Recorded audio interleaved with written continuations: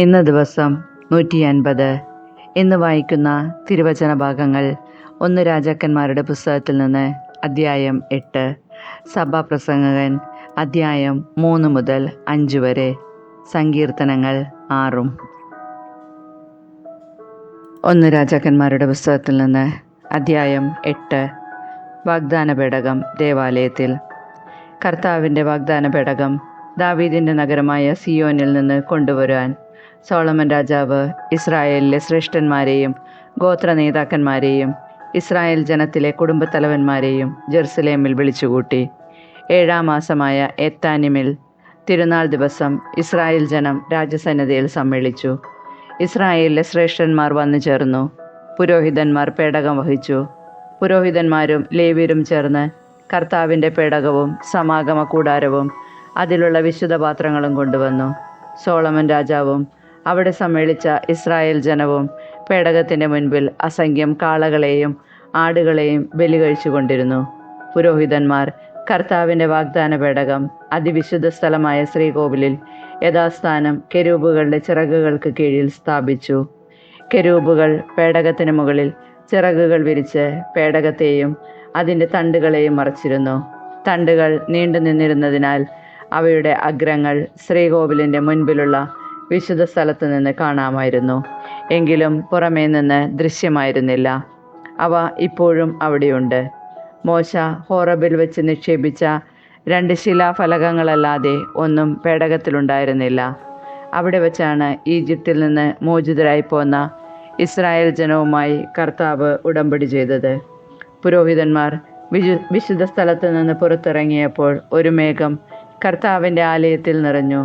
മേഘം കാരണം പുരോഹിതന്മാർക്ക് അവിടെ നിന്ന് ശുശ്രൂഷ ചെയ്യാൻ സാധിച്ചില്ല. കർത്താവിൻ്റെ തേജസ് ആലയത്തിൽ നിറഞ്ഞു നിന്നു.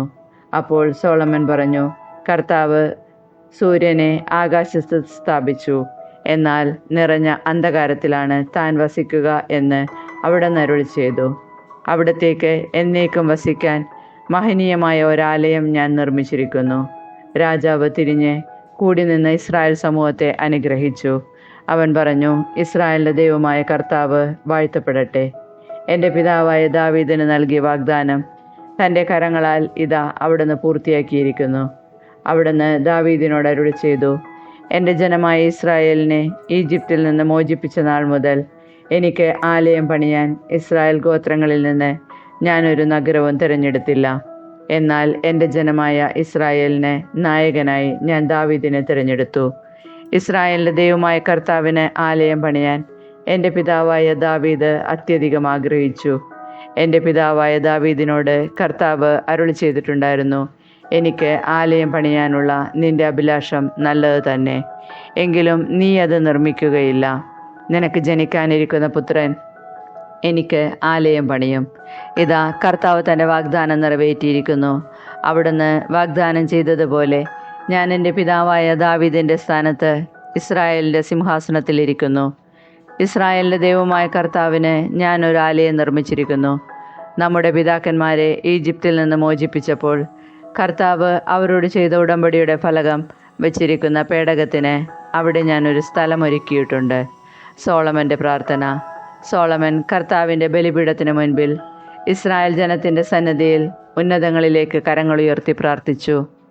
ഇസ്രായേലിൻ്റെ ദൈവമായ കർത്താവെ, പൂർണ്ണ ഹൃദയത്തോടെ അങ്ങയുടെ സന്നിധിയിൽ വ്യാപരിക്കുന്ന ദാസന്മാരോടുള്ള ഉടമ്പടി പാലിക്കുകയും അനന്ത സ്നേഹം അവരുടെ മേൽ ചുരുങ്ങുകയും ചെയ്യുന്ന അങ്ങയെപ്പോലെ ആകാശത്തിലും ഭൂമിയിലും വേറൊരു ദൈവമില്ല. എൻ്റെ പിതാവും അങ്ങയുടെ ദാസനുമായ ദാവീദിനോട് ചെയ്ത വാഗ്ദാനം അങ്ങ് നിറവേറ്റിയിരിക്കുന്നു. അതരം കൊണ്ട് ചെയ്ത വാഗ്ദാനം ഇന്ന് കരം കൊണ്ട് പൂർത്തീകരിച്ചു. ഇസ്രായേലിൻ്റെ ദൈവമായ കർത്താവെ, എൻ്റെ പിതാവും അങ്ങയുടെ ദാസനുമായ ദാവീദിനോട് നീ എൻ്റെ മുൻപിൽ വ്യാപരിച്ചതുപോലെ നിൻ്റെ മക്കളും ചെയ്താൽ ഇസ്രായേലിൻ്റെ സിംഹാസനത്തിലിരിക്കാൻ നിനക്കൊരവകാശി എൻ്റെ മുൻപിൽ ഉണ്ടാകാതെ വരില്ല എന്ന് അങ്ങ് ചെയ്ത വാഗ്ദാനം പാലിച്ചാലും, ഇസ്രായേലിൻ്റെ ദൈവമേ, എൻ്റെ പിതാവും അങ്ങയുടെ ദാസനുമായ ദാവീദിനോട് അങ്ങ് അരുളി ചെയ്ത വചനം ഇപ്പോൾ സ്ഥിരീകരിക്കപ്പെടട്ടെ. എന്നാൽ ദൈവം യഥാർത്ഥത്തിൽ ഭൂമിയിൽ വസിക്കുമോ? അങ്ങയെ ഉൾക്കൊള്ളാൻ സ്വർഗത്തിനും സ്വർഗാതി സ്വർഗത്തിനും അസാധ്യമെങ്കിൽ ഞാൻ നിർമ്മിച്ച ഈ ഭവനം എത്ര അപര്യാപ്തം.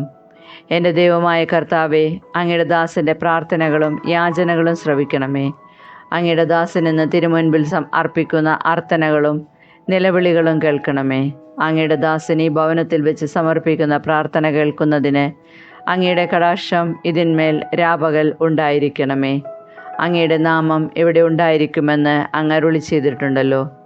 ഈ ദാസനും അങ്ങയുടെ ജനമായ ഇസ്രായേലും ഇവിടെ സമർപ്പിക്കുന്ന യാചനകൾ സ്വീകരിക്കണമേ. അങ്ങ് വസിക്കുന്ന സ്വർഗത്തിൽ നിന്ന് ഞങ്ങളുടെ പ്രാർത്ഥന കേട്ട് ഞങ്ങളോട് ക്ഷമിക്കണമേ. അയൽക്കാരനോട് തെറ്റ് ചെയ്യുന്നവനോട് സത്യം ചെയ്യാൻ ആവശ്യപ്പെടുകയും അവൻ ഈ ഭവനത്തിൽ അങ്ങയുടെ ബലിപീഠത്തിന് മുൻപിൽ സത്യം ചെയ്യുകയും ചെയ്യുമ്പോൾ അങ്ങ് സ്വർഗത്തിൽ നിന്ന് അത് ശ്രവിച്ച് ദുഷ്ടനെ കുറ്റം വിധിച്ച് ശിക്ഷിക്കുകയും നീതിമാന് തക്ക സമ്മാനം നൽകുകയും ചെയ്തുകൊണ്ട് അങ്ങയുടെ ദാസരുടെ മേൽ ന്യായം നടത്തണമേ. അങ്ങയുടെ ജനമായ ഇസ്രായേൽ അങ്ങേക്കെതിരെ പാപം ചെയ്ത് ശത്രുക്കളെ മുൻപിൽ പരാജയപ്പെടുകയും പശ്ചാത്തപിച്ച് അങ്ങയുടെ നാമം ഏറ്റുപറഞ്ഞ് ഈ ഭവനത്തിൽ വെച്ച് അങ്ങയോട് അപേക്ഷിക്കുകയും ചെയ്താൽ സ്വർഗത്തിൽ നിന്ന് അത് ശ്രവിക്കുകയും അങ്ങയുടെ ജനമായ ഇസ്രായേലിൻ്റെ പാപം ക്ഷമിച്ച് അവരുടെ പിതാക്കന്മാർക്ക് അവിടുന്ന് നൽകിയ ദേശത്തേക്ക് അവരെ തിരിച്ചു കൊണ്ടുവരികയും ചെയ്യണമേ.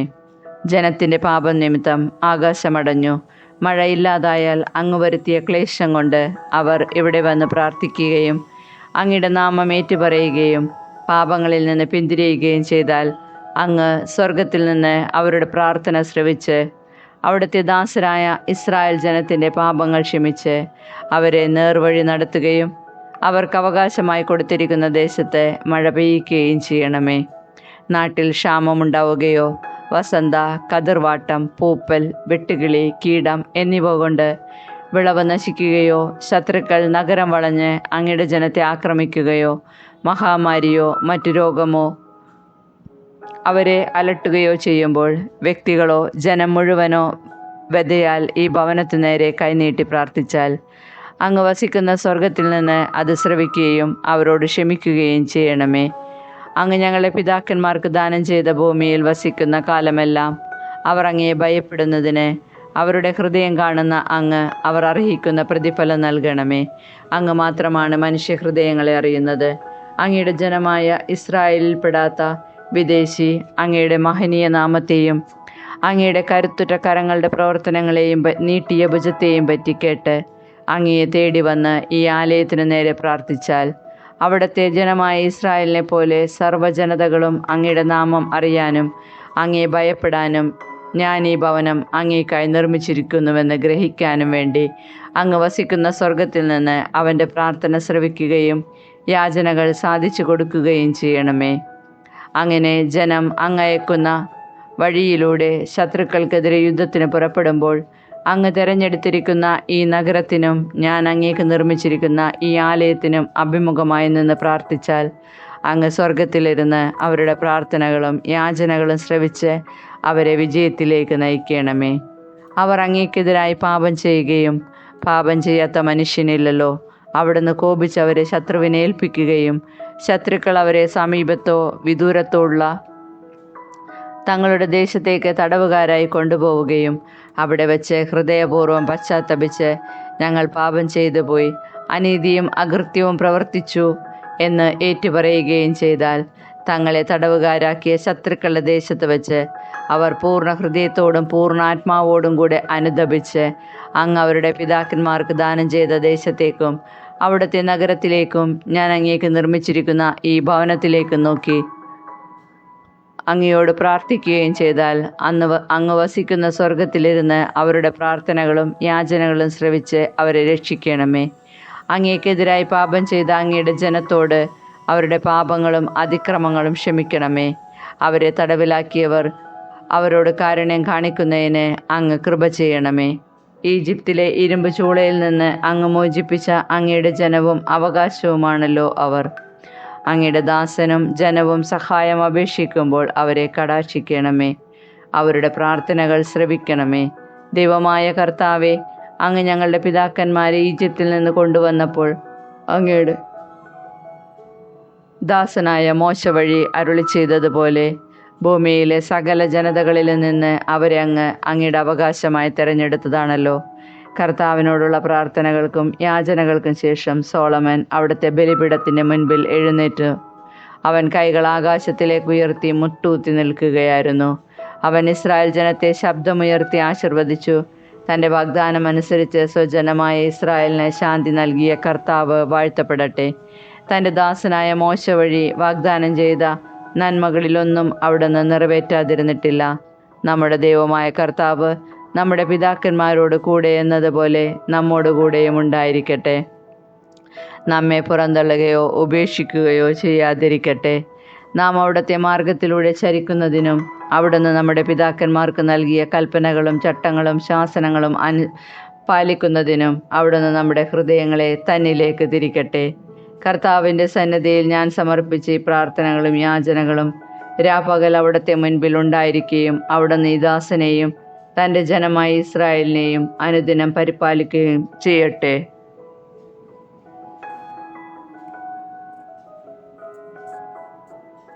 അങ്ങനെ കർത്താവാണ് ദൈവമെന്നും അവിടുന്ന് മാത്രമാണ് ദൈവമെന്നും ഭൂമിയിലെ സർവ്വജനതകളും അറിയട്ടെ. ആകയാൽ ഇന്നത്തെ പോലെ അവിടുത്തെ കൽപ്പനകളും ചട്ടങ്ങളും അനുസരിച്ച് ജീവിക്കുന്നതിന് നിങ്ങളുടെ ഹൃദയം പൂർണ്ണമായി ദൈവമായ കർത്താവിൽ ആയിരിക്കട്ടെ. ദേവാലയ പ്രതിഷ്ഠ. രാജാവും ജനവും കർത്താവിൻ്റെ മുൻപിൽ ബലിയർപ്പിച്ചു. സോളമൻ 20,000 കാളകളെയും 1,20,000 ആടുകളെയും കർത്താവിന് സമാധാന ബലിയായി അർപ്പിച്ചു. ഇങ്ങനെ ഇസ്രായേൽ ജനവും രാജാവും കർത്താവിൻ്റെ ആലയത്തിൻ്റെ പ്രതിഷ്ഠ നടത്തി. അന്ന് തന്നെ രാജാവ് കർത്താവിൻ്റെ ആലയത്തിന് മുൻപിലുള്ള അങ്കണത്തിൻ്റെ മധ്യഭാഗം വിശുദ്ധീകരിച്ച് അവിടെയാണ് അവൻ ദഹനബലികളും ധാന്യബലികളും സമാധാന ബലിക്കുള്ള കൊഴുപ്പും അർപ്പിച്ചത്. കർത്താവിൻ്റെ മുൻപിലുള്ള ഓടുകൊണ്ടുള്ള ബലിപീഠത്തിന് ഈ ദഹനബലികളും ധാന്യബലികളും സമാധാന ബലിക്കുമുള്ള കൊഴുപ്പും അർപ്പിക്കാൻ തക്ക വലിപ്പമുണ്ടായിരുന്നില്ല.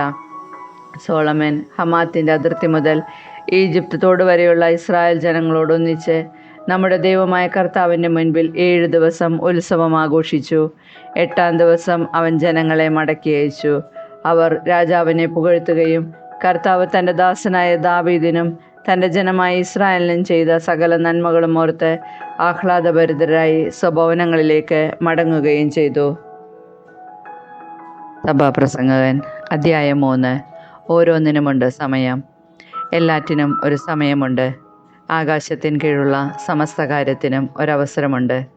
ജനിക്കാനൊരു കാലം, മരിക്കാനൊരു കാലം, നടാനൊരു കാലം, നട്ടത് പറിക്കാനൊരു കാലം, കൊല്ലാനൊരു കാലം, സൗഖ്യമാക്കാനൊരു കാലം, തകർക്കാനൊരു കാലം, പണിതുയർത്താനൊരു കാലം, കരയാനൊരു കാലം, ചിരിക്കാനൊരു കാലം, വിലപിക്കാനൊരു കാലം, നൃത്തം ചെയ്യാനൊരു കാലം, കല്ല് പെറുക്കി കളയാനൊരു കാലം, കല്ല് പെറുക്കി കൂട്ടാനൊരു കാലം, ആലിംഗനം ചെയ്യാനൊരു കാലം, ആലിംഗനം ചെയ്യാതിരിക്കാനൊരു കാലം, സമ്പാദിക്കാനൊരു കാലം, നഷ്ടപ്പെടുത്താനൊരു കാലം, സൂക്ഷിച്ചു വയ്ക്കാനൊരു കാലം, എറിഞ്ഞു കളയാനൊരു കാലം, കീറാനൊരു കാലം, തുന്നാനൊരു കാലം, മൗനം പാലിക്കാനൊരു കാലം, സംസാരിക്കാനൊരു കാലം, സ്നേഹിക്കാനൊരു കാലം, ദേഷിക്കാനൊരു കാലം, യുദ്ധത്തിനൊരു കാലം, സമാധാനത്തിന് ഒരു കാലം.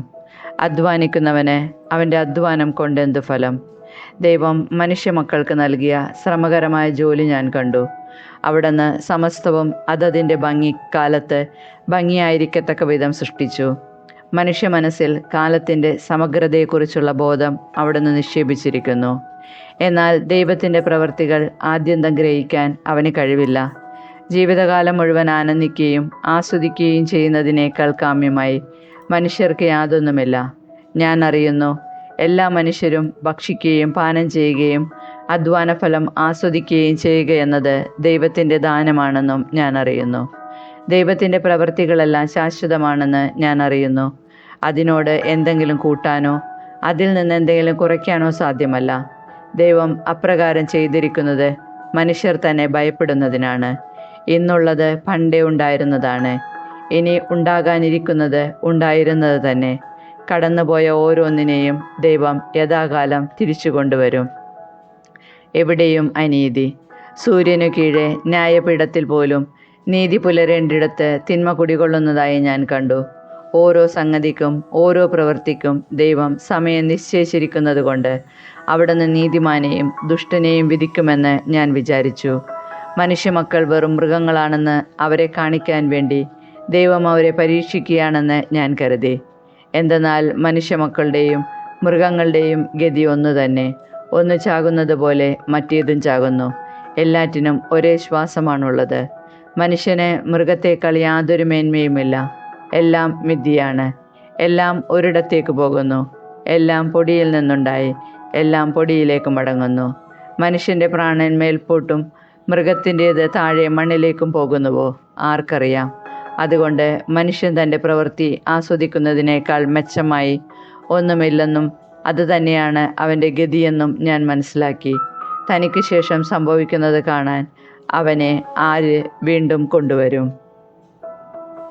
സഭാപ്രസംഗകൻ അധ്യായം 4. വീണ്ടും ഞാൻ സൂര്യന് കീഴെയുള്ള എല്ലാ മർദ്ദനങ്ങളും വീക്ഷിച്ചു. മർദ്ദിതരുടെ കണ്ണീര് ഞാൻ കണ്ടു. അവരെ ആശ്വസിപ്പിക്കാൻ ആരുമുണ്ടായിരുന്നില്ല. ശക്തി മർദ്ദകർക്കായിരുന്നു.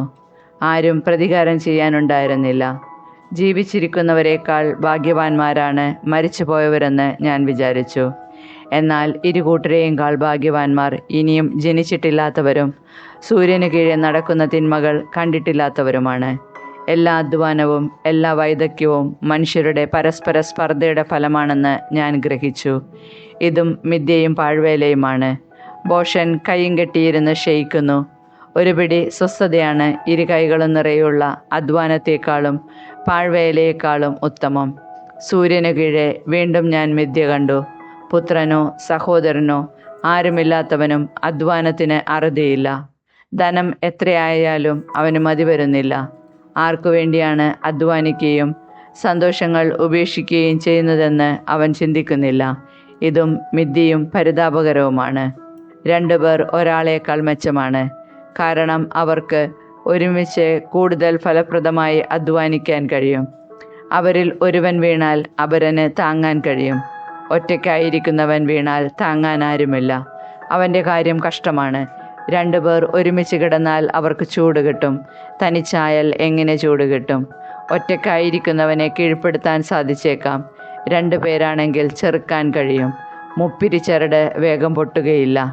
നിർധനനെങ്കിലും ബുദ്ധിമാനായ യുവാവാണ് ഉപദേശം നിരസിക്കുന്ന വിഡ്ഢിയും വൃദ്ധനുമായ രാജാവിനേക്കാൾ ഭേദം.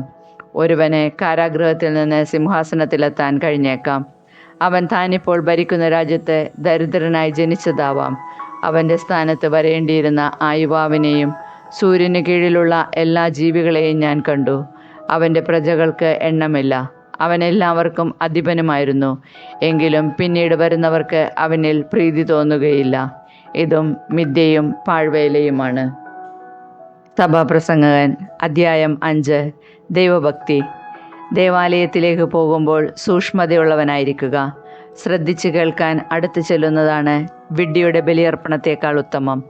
തങ്ങൾ തിന്മയാണ് പ്രവർത്തിക്കുന്നതെന്ന് ഭോഷന്മാർ അറിയുന്നില്ല. വിവേകശൂന്യമായി സംസാരിക്കരുത്.